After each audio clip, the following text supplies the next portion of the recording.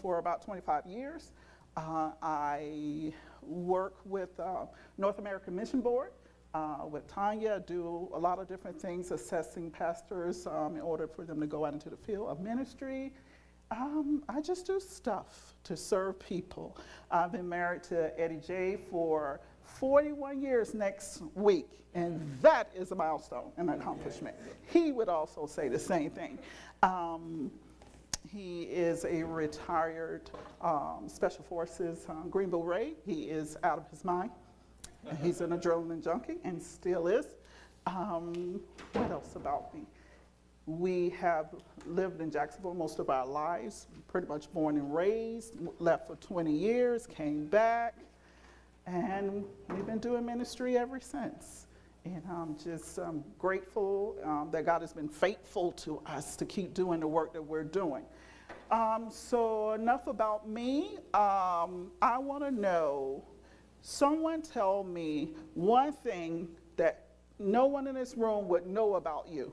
I'm going to start because you don't know me at all.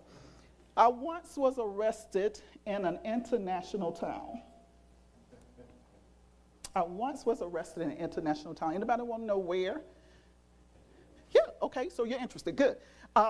We were in Drama, Greece. Drama was so small that even when you went to Athens and asked for directions to Drama, no one knew. So that's where we were stationed, right? And it just happened to be during a time, this was, late 70s, early 80s. And so I was a type of person they had never seen.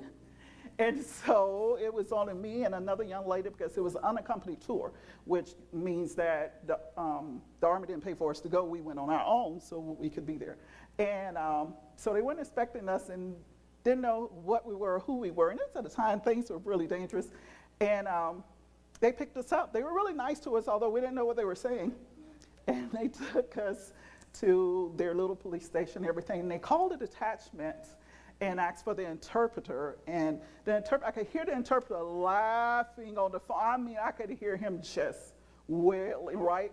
So he asked them to give us the phone. And so me and Sharon was sitting there. And I said, please tell me, what did we do wrong? We were walking through town. He says, get this. I know this is church, but I'm telling you, this is what they thought. Maybe you were here for prostitution. Okay, no.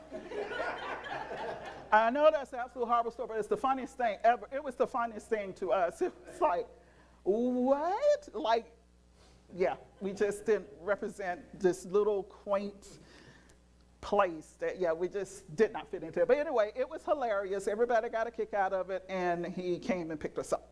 So now, that horrible story has been put out there, so now somebody tell me something about you that nobody would know. That's interesting. Come on, anybody. Well, I just told you my legal, illegal story. Anybody? Anybody? Come on, guys. Anybody, you can share. This is a safe space, right, Mr. Bobby? It's safe? Yes, ma'am. Okay, so see, you've got the word. It's safe here. Yes. I was in the Army, and I had my daughter in England. So. Oh, how cool. Yeah. So she can apply for citizenship. Yeah, dual citizenship. That's pretty cool. I like that. I had both of my kids stateside. Oh, yeah, I do have 2 kids. I didn't mention that. 2 adult kids, 39 and 29. Yeah, they're really special people. Tell you about them next time you invite me out. So tonight, we're talking about parents and healthy families. Family wellness survival skills for healthy families. And so I teach this in like a 7-part series, but I just squeezed a couple of things together, and we're going to get through this evening, talk about family and parenting. God and family, first of all. God is the foundation of the family. None of this is new to you. All of this is going to be things that you already know that's just foundational truth. A strong family begins with God at the center. He is the architect and sustainer of the home. He is the architect and sustainer of the home. So Psalms 127:1 says, unless the Lord builds the house, the builders labor in vain. There is no sustainable house structure without God at the foundation. He is the core principle of who we are and what we do. We'll look more into that in a minute. So let's talk about family. Family is a dynamic and an enduring group of two or more individuals who share their lives. Somebody say share. Share. Okay, so that's the idea behind everything we're going to talk about, the shared life experience. And so two individuals who share their lives over time, offering emotional, physical, and social support. This connection may be rooted in biological ties, legal arrangements, or even a mutual commitment and choice. So family.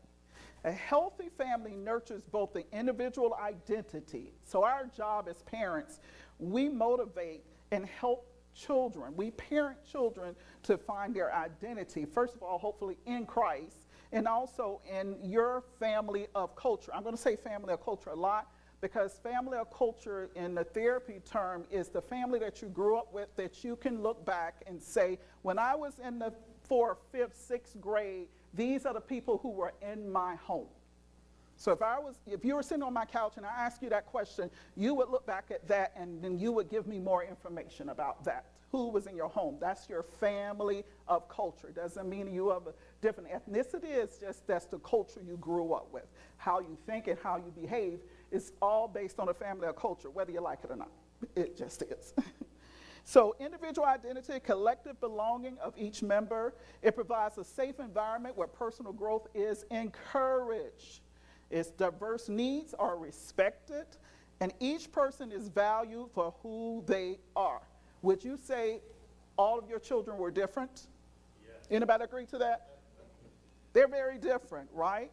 Now, whether or not we treat them like they're different or with their differences is oftentimes the struggle we have in parenting, allowing those individuals to be who they are. At the same time, it fosters a sense of unity, shared purpose, and interdependence. This is a word I want you to hold on to. Interdependence. In a family, we are interdependent, but we have to develop the actions of becoming independent as an individual, right? At some point in time, either you've sent your child off or you will send your child off for their next level of life, whether that's college, marriage, workforce, whatever it is, you have a responsibility to give them independence, while at the same time within the family unit, you are interdependent. Allowing each member to feel connected, supported, and understood. Now that's not to say that works as simple as it reads, because the issues that flow through family and parenting is the fact that it does not flow smoothly. And that bothers us. But when we look through the scripture between the Old and the New Testament, nothing flowed smoothly. There were always hiccups and heartaches and misunderstandings and a failing of faith and a building of faith and becoming better and not being good at all. In our family, we have to expect those same things. There's a roller coaster on this journey. And it's not always fun, but God said it's good. That word good is something I want you to hold on to also. Another family. Ultimately, a family grounded in Christ becomes a living testimony of God's love to the world. A place of refuge. Family is a place of refuge. A place for discipleship, shared faith, and where every member is both cherished and challenged. Cherished and challenged to do what, guys? We have to challenge and yet cherish our responsibility to teach our children, parent our kids in a way that they grow. And as we parent them in a way they should grow, we want them to grow as God has created them. See, that requires a whole lot of things on our parts. You know, I struggle with that part because with my son, with my husband being in the kind of units he was in and the places he went, I've gone more than a year without seeing him. And I've got this, but my kids are 10 years apart. God has jokes. It wasn't that we were trying. It's just what he did. And I thought, God, it's not funny when he waited till I was well in my 30s to say, oh, here's his second one. Well, thanks, God. I really needed that 10 years later, right? But during those 10 years with my son, it was just me and him. I didn't fully live connected to my husband until he retired, because he was gone so much. So here I've got this boy that I'm trying to pour into. I'm not sure, I don't know what I'm doing. And he's coming in and out of his life because he comes back for a season. Maybe even he might be back for 2 months max. And then he's off again. So we're in this thing back and forth trying to discover how to do well at helping him to grow, right? And in that circumstance and situation, it was not easy. But by faith, God strengthened us to allow that to work, for that journey to actually work for him. And he is a phenomenal young man today, spent his own time in the Army, has his beautiful family, and in the eyes of culture would be successful. I say he's successful because he loves God. Culture say he's successful because he makes money. But it worked out. But it was a crazy in-between story. Anybody know about your story being a little crazy in between the beginning and what it turned out to be? Yeah, we'll talk about that more when I come back about marriage. But having said that, so that was like part of phase one, to just introduce you, remind you of the purpose of the family. Now we get to part two, which is parents. What changes occurred when you became parents of an individual? Whether you birthed this individual, whether this individual came to you through adoption, or just a family that ended up in your home that you pretty much gave your life to raise. And military families know what that looks like. When we were stationed in Germany, Antonio was 16 months old. First time I'm leaving my family to go that far. We had already been stationed in Fort Polk. Jesus help anybody that gets that. But here I am in another country. I've got no family that I know of other than my husband, who is about to leave, right? As a matter of fact, when we were stationed in Greece, he got me there, set me up in an apartment, and then he left. No, I've got so many stories, man. He left. He had to go to some school, and I had to learn to get around without speaking the language. So I'm in the grocery stores clucking like a chicken to ask for chicken, and you're moving like a cow for a steak, But it's so wonderful. It taught me how to be a part of other people's lives without judgment, without criticism, because I needed them. That's what I love about the military also.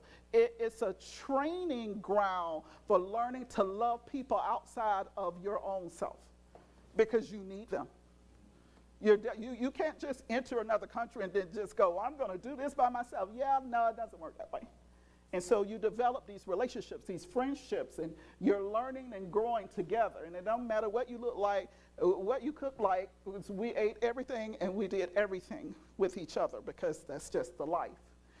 But things changed once we had Antonio. Our focus was no longer about us and our dreams and visions. Though we continue to have our dreams and visions, we will talk about that in the marriage part, but they changed to include this person who now is going to need guidance. Everybody with me? So, first thing about a parent is you are a leader. Parents are leaders, simply meaning you make rules.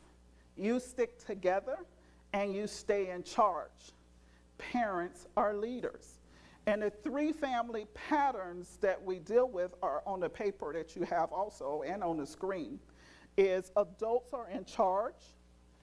That is vital that you remain in charge, because God looks to you for every circumstance and every situation for you to lead as a leader that he's called to these particular set of children. You realize the kids that you birth were always given to you by God, knowing that whatever skill set, whatever mindset you had, that they will receive that.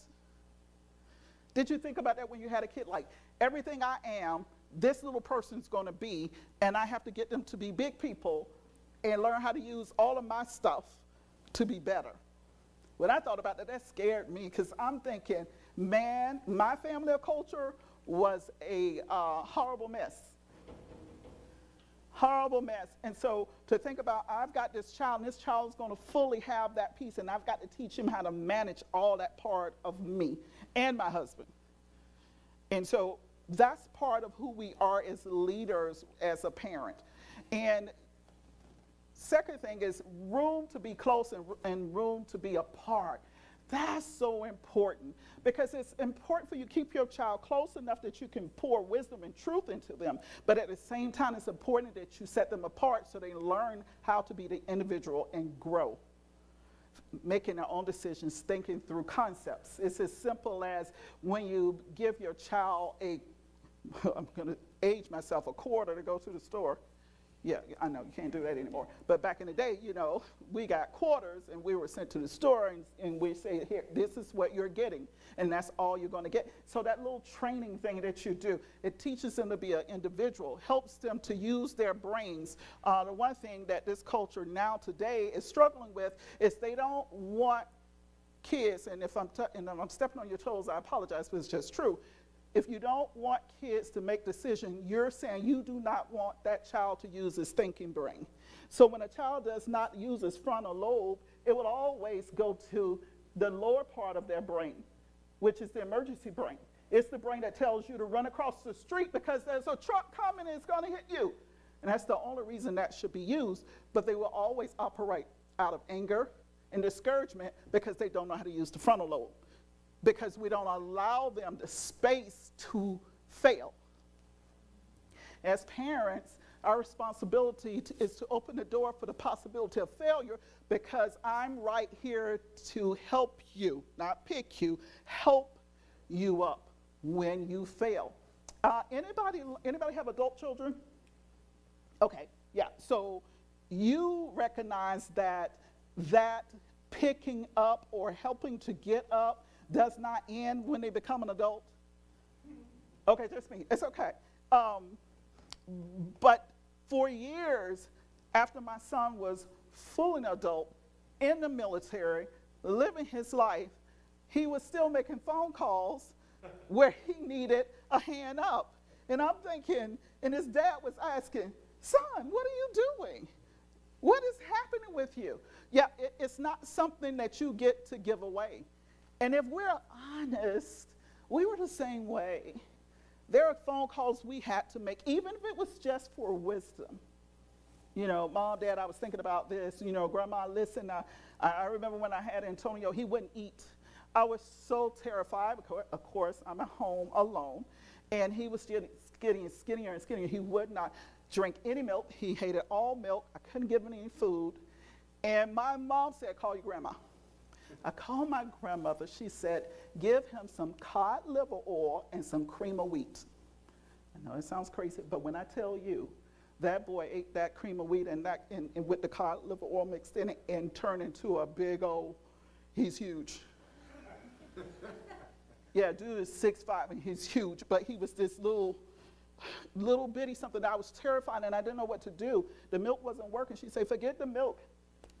Cream of wheat and cod liver oil. So sometimes we reach out for a hand up. That's not something of failure, just you don't know. And always be in place for that. I appreciated my grandmother and my mother, they were always in place for that hand up, And so we stick together in allowing children to become great individuals, healthy individuals, but at the same time keeping them close. There's only one thing in this life that you can always expect, and that expectation is change. Things are always going to change. I don't care how high you are at one point in your life, there's always a bottom. And then there's an in-between. I've heard preachers say you're either going into trouble or you're coming out. But change is going to occur. And as parents, we have to be fully aware that our children change. Our lives change, so certainly they're going to change. And prepare yourself for that in a way that helps you to stick together with your spouse and learning and growing through the changes. Not seeing them as failures, but seeing them as areas where you get to grow. The scriptures kind of lead us through that process, the fact that 2 Peter tells us to grow in grace and the knowledge of our Lord and Savior Jesus Christ. So we're growing, getting to know the Father more, getting to know the character of the Father so we can keep living out his truth. Well, the same is true as you raise your children. You're growing in grace and the knowledge of each other in that family structure. See, information is always changing. Year after year, I learn something new about my husband. How is that possible after 41 years? He'll say something, I'm like, I didn't know that. I remember the first time he said to me, when you say things like that, that hurts. Now you're talking about a big old burly man who's jumping out of airplanes. What do you mean? Something I said hurt, but words do hurt. I don't care how big you are, I don't care how strong you are, I don't care who you are. Words hurt. And so when I discovered that was a real thing for him, it changed my heart and mind on how I see things. Expectations, things will always change. You have two responsibilities with your children too as parents. We're responsible to speak up. You have to speak up. When you see something, you have to speak up. When you know something, you need to speak up. Sometimes we retreat with our own emotions and feelings and we sit down in them and we don't allow ourselves to say what we know is true. And you know why? We don't have expectations of them to listen. But the brain doesn't work that way. See, the brain is a receptacle. Whatever you say and put out there, even in the atmosphere, it goes in. And it does not leave. That's why there are things that we should never do. But it is important to speak up as a parent. Say what needs to be said, even in that moment that you do not believe they're receiving it, because it enters the brain. And it comes back when it's needed, when it's most valuable. Also, learning to listen. That's a skill. I remember my master's program, we had to take an entire class on listening. I say, now this is ridiculous. I got to pay you guys to sit in here to learn to listen. And I appreciate that because I didn't realize how poor we are as listeners, as human beings. I think our dogs listen better than we do as human beings. They do. They'll sit there and they'll just take in everything. And we check out, I promise you, we will check out on a human being so quickly. We will go to another channel. We'll think about a commercial. What's that commercial? 976 cash now. I mean, just literally, you just go to a commercial in your brain as someone's talking because we check out. But listening is valuable, and we're going to talk about that more in a minute, and cooperate. Lastly, in a home structure, see the house there? This pattern is for your home to be healthy. You need to cooperate with one another. Cooperation is the key. Once you make the rules, once you set them in place, you stick together as spouses and you stay in charge and you cooperate together. You keep it between the two of you and you lead the child. So if I had some folks in here that want to jump up on the stage, no matter, we don't have to do it. The two adults would stand here. And the pretend child would be in front of the two adults.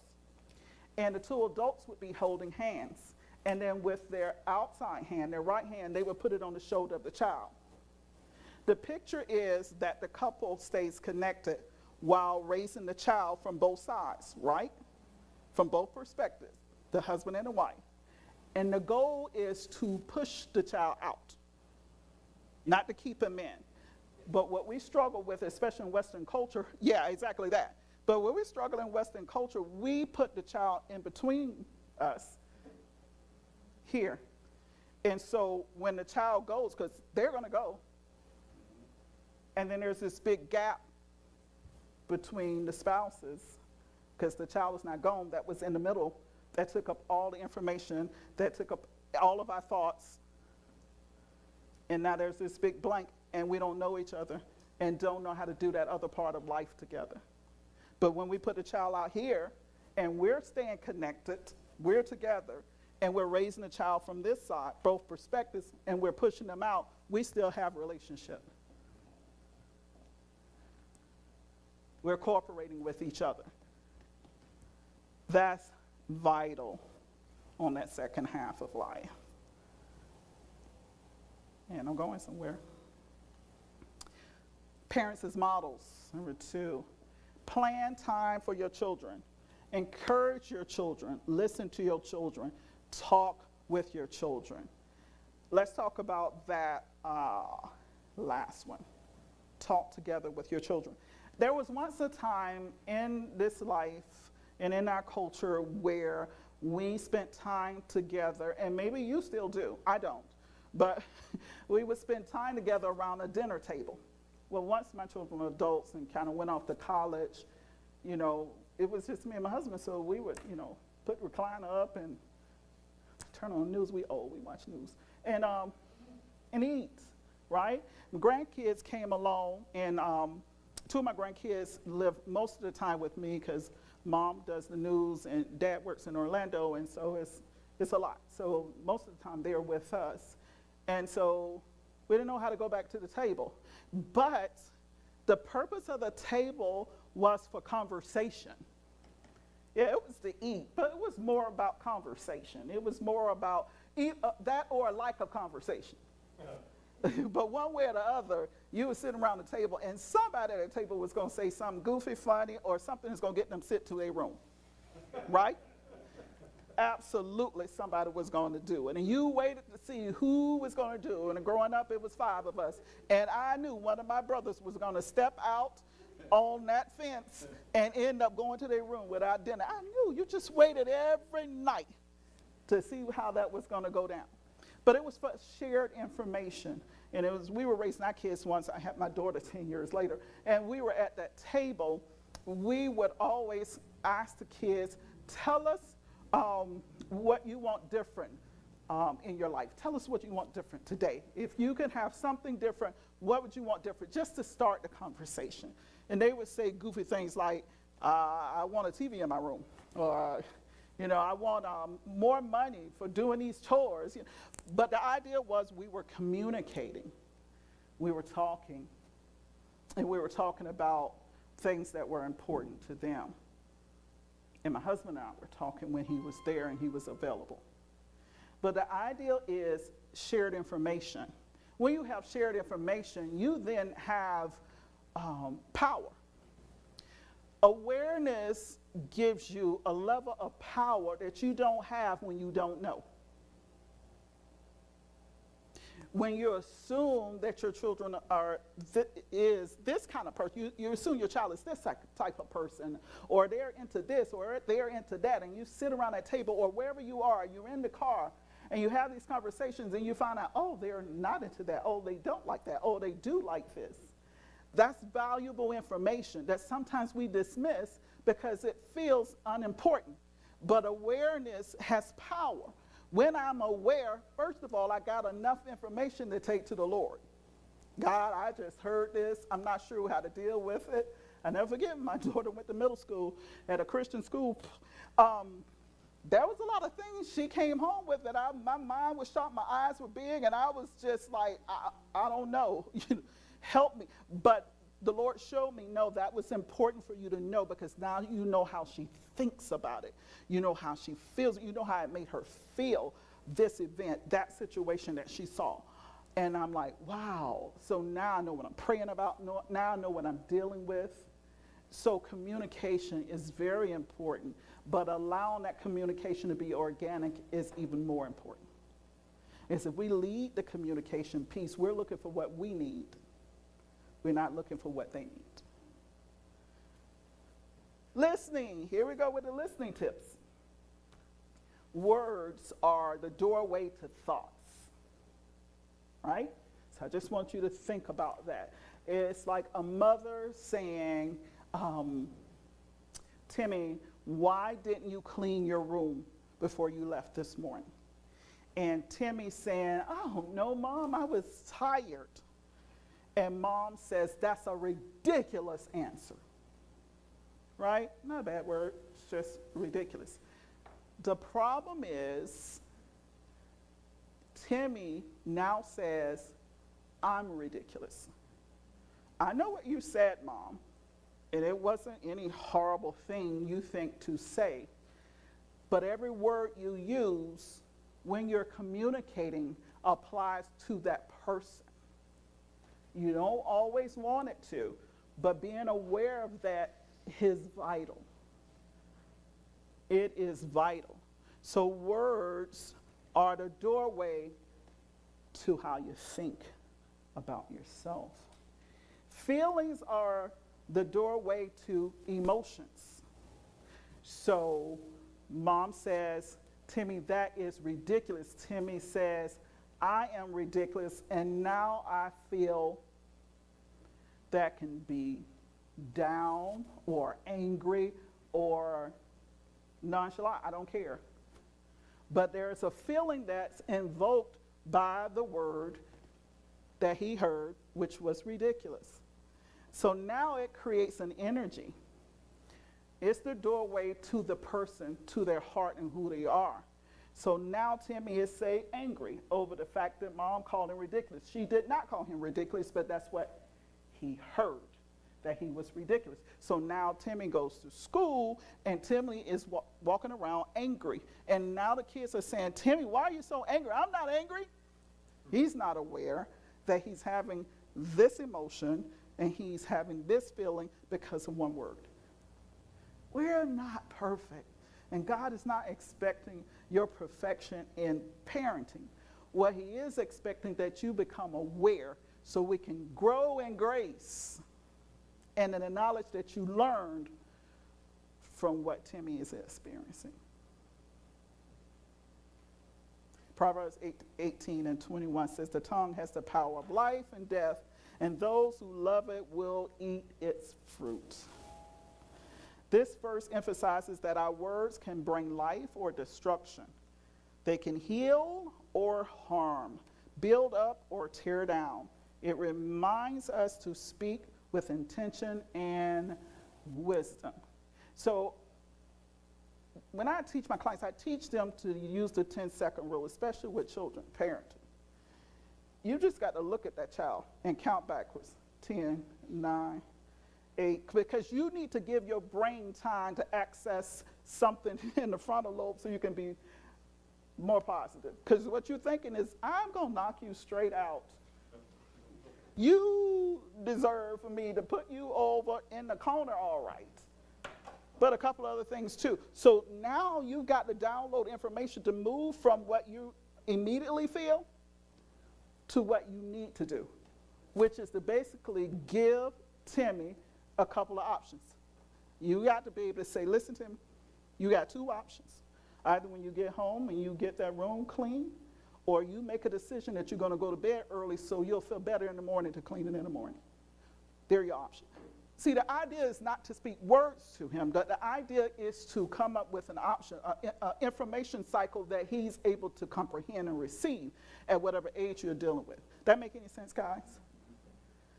But you need time to think. See, we don't operate well when we speak immediately. The Bible talks about that. We cannot just speak like we think we should as parents because this is ridiculous. I agree. But that doesn't help the child. And it's not teaching him to grow or her to grow or to become. And yeah, I wish I had learned all of this before. But I do a lot of apology tours to both of my kids. Hey, you know, I told my son on time, hey, you got me. I was the first child. I was only using when my parents did. I tell him all the time. He just laughs at me, Mom, we were good. We're good, Mom. I'm like, I'm just saying. I go on a lot of apology tours. Children in healthy families get good at things. Children that grow up in healthy families get really good at things. It helps you to feel and be successful. Choose something to get good at. You learn to plan time to work on it. And you ask for help when you need it, when you come up in a healthy family. Now, I'm not saying people aren't good that came up in unhealthy families, because I came up in a super unhealthy family. My mom and dad were married the whole time, blah, blah, blah, but they were super unhealthy and emotionally unwell, right? And all of that is in my bag. I carry that bag. And I had to learn to disseminate, to get things out of that bag that wasn't conducive for my behavior towards my husband, towards my children. So I had to learn to deal with what came in my bag from my family of culture, right? So I've been able to do things good, but it didn't start that way. It's been a journey. That makes sense? I had to grow in grace again. So we give kids the opportunity to do these things when we are healthy. As parents, you have to learn survival skills. You know, we use sports, friends, school, safety, and health. But we learn through these different areas so that we can learn to speak up, we learn to listen, and we can learn to cooperate. Because in sports, you have to do it. When you have friendships, you have to do it. In school, you do it. When you're teaching safety, you do it. And for health, you do all these things. You have to do the same things with our kids. They're called survival skills. Look at your paper. I'm going to take about 5 minutes on this because you can take this home and look at it later. Understanding intimacy. Intimacy is emotional connection. Emotional connection. Feeling what a person feels or desiring to feel what that other person feels. So at the top it says the potential. So the potential for the person who is healthy and understand intimacy, their needs get met. They get time from you, parents, you give your children time, touch, praise, instruction, etc. That meets the intimacy needs of your children. Also, they have healthy thinking, right? I must be important. I'm really loved. I can do it, etc. Because that's what you're feeding into them. You're feeding them those words. The potential for kids in healthy, intimate situations with parents, they have positive feelings. They're worthy, confident, secure, and they're grateful. They have healthy behaviors. They're kind. They're given to others, considerate, pursue excellence, etc. And an example of positive outcomes, they are functional in their family. They have a good self-image, intimate relationships, maturing personality. See, that's the potential when needs are being met. And those are all the needs. If we look at the bottom, when we don't meet needs in a healthy way for intimacy, it creates pain in the brain. And let me share something with you about pain. So the way the brain operates, it moves first through your emotional brain, which is right above your. So your emotional brain thinks it and feels it first, and then it either moves to your frontal lobe, where you create clarity and you use your thinking brain and you say something good. Or it goes from your emotional brain, makes a circle, and it goes down to your lower brain that tells you to run, fight, be mean, angry. So when needs are not met, we move from the emotional brain down to our lower brain, which is an unhealthy place to be unless you're in trouble. So in that lower brain, there's pain. And in that, the needs are unmet, and you get neglect, abuse, rejection, criticism. And the faulty thinking that a child receives is what's wrong with me. I don't matter. I'll try harder. Negative feelings are unworthy, anxious, condemned, bitter, hurt. Acting out, unhealthy behavior, manipulative games, addictions, compulsions, self-abuse. Example, painful outcomes, a dysfunctional family, poor self-image, personality disturbances, problems in living, pathology, horrible stories. I've been doing mental health for a while, and there's older gentleman now, and he had a daughter, and he abused that daughter, unknowingly to the wife, from the time she was an infant until she's about 14 years old. And so all the things happened to him that needed to happen to him. But then after that happened, he needed help. And in giving him that opportunity to get help, first of all, it really takes Jesus. Second of all, we have to come to know stories behind the story. So what would make a person do something like that? Well, the story is his dad abused him from the time he was an infant until he was 14. Okay? So there was a whole lot of unmet need. Now that's an extreme. Now on the other hand, you have the simplistic one. Mom's unavailable.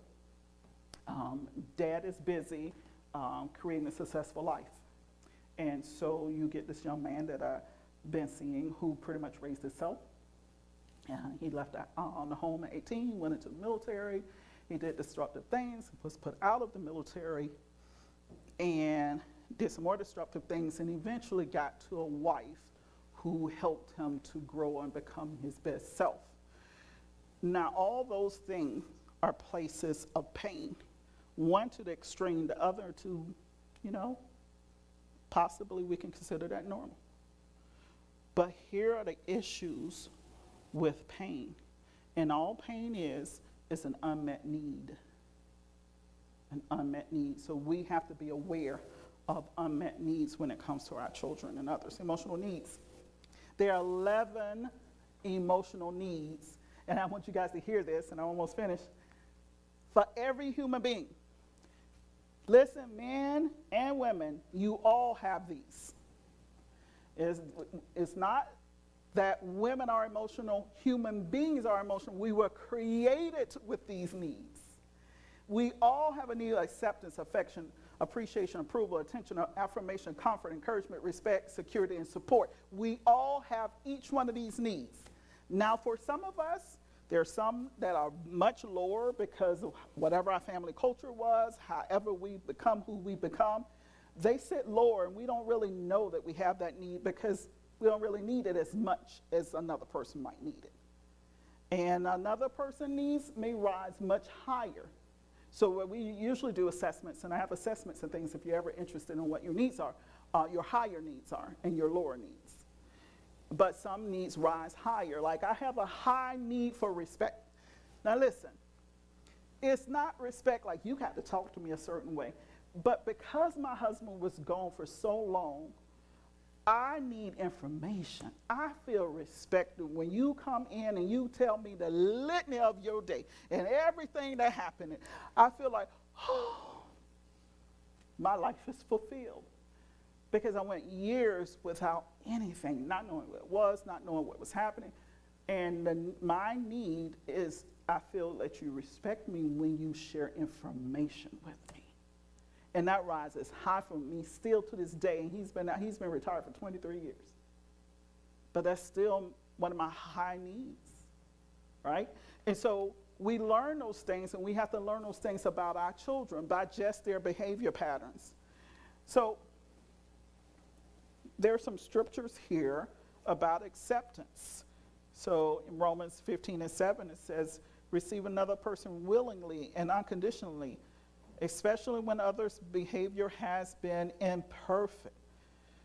Being willing to continue loving another in spite of offenses. That's acceptance, affection, and appreciation, approval. Anyway, there are scriptures to each one of these, and I can definitely get those to you. But I want you to know emotional needs are emotional needs, and everybody has them. And we are responsible, listen, parents, you are responsible for meeting those needs.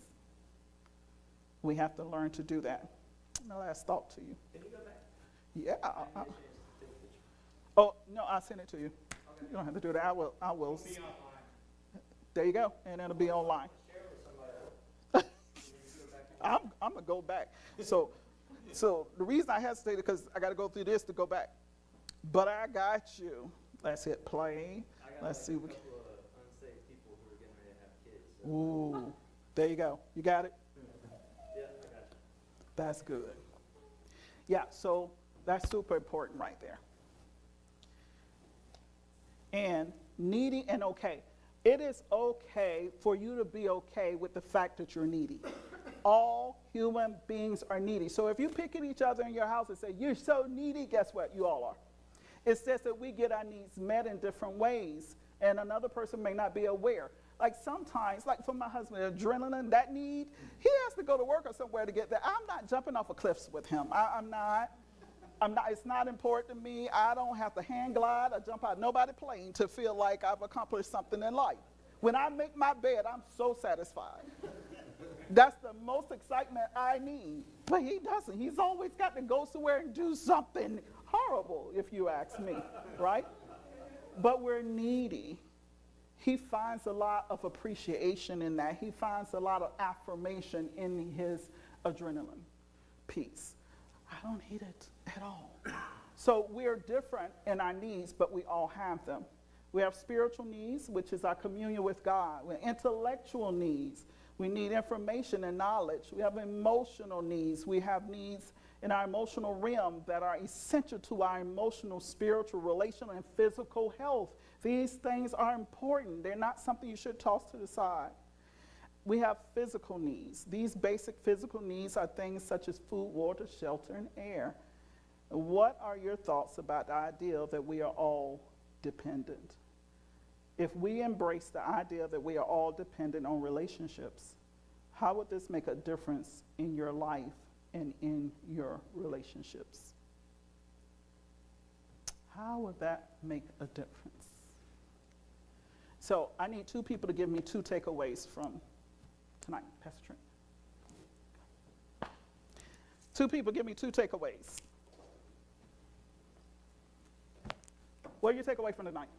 About the dependence, we're more apt to be dependent on God, but not our family. That's good. So, I mean, he sets the example for how we're to be in relationships, so to continue that with our family. Yes. Even our friends, our church family. It's not easy. It Because is with not God, we know easy. he never fails, and Right. we look at our family and friends, we fail each other all the time, and instead of holding that against them, we just say, yeah, join the club, you know? Exactly. I like that. That's good. We have to remember that. Now, I know how to volunteer. I am such a military wife. Question.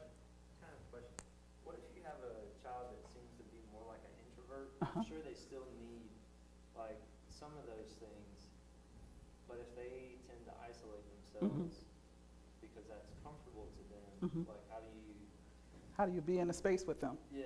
So my grandson is an introvert to the 9th degree, where he has the kind of trundle bed where there's space underneath, and he literally goes under there in the dark by himself because he has to have that shut down and to be alone.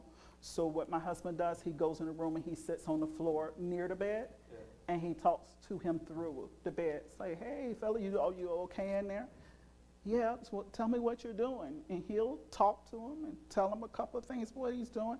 And then my husband will get up and leave, and guess what? In 5 minutes, he'll come out and go sit in the room with him. It is learning to be in the space with an introverted person. How to be in that space. You have to discover how to be in the same space. Not intruding the space, but being in the space without feeling intrusive. Like, you can sometimes sit in a space with an introvert and not say anything. Because honestly, we don't want to talk. I'm an introvert. But I can operate as an extrovert. Like when I get in my car and it's quiet, it's going to be the perfect place in the world for me. Take one more. Yes. People will ask me, and so I'm going to ask you because you're the wise one on this. This is great to know, but now I got teenagers. I wish I'd have known it. Like, how do you start now? Like, I feel like I've missed the boat. Like, how do you encourage people who feel like that's really great, but like that window is gone? Oh, like, no, the window's not gone. That's the first thing you have to be aware of. That window is not gone. Our teenagers, our adult children still need that connection piece for when they call and you become aware. Where you would have responded one way when they were younger, you learn to adapt and not respond. So as they become teenagers, and especially when they go off to college or anywhere, they get any independence. You are only a mentor at that point. So in your mentor level of connection with your adult children, you're responsible for responding only to what you're asked to respond to. Hey, Dad, listen, all I want to know is, how can I take this amount of money and put it over here? And instead of saying what I would have said, that's just stupid. You take that and you keep that over. You know what I'm saying? Instead of doing all that, you ask follow-up questions. Oh, so you're saying you need to move some money.